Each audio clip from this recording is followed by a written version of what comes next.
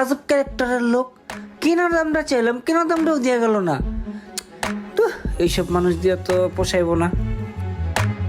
দহলিজ pay মেরে দিল কি जो रखे है तूने कदम तेरे नाम पे मेरी जिंदगी लिखी। আসসালামু আলাইকুম ভাই।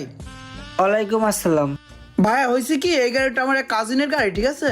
ওই স্টার্ট একটু গন্ডগোল করতেছে, আপনি একটু দেখে দেন না গাড়িটা। আর আজকে ওইসব আমার লাগে দাম দামি করতে আর কাছে আগে প্রতিশোধ নিয়ে লই। ভাই আসলে কি বলবো, সকাল থেকে এত কাজ বুঝছেন, যে একটু নিঃশ্বাস নিব সেই সময়টা পাইতেছি না।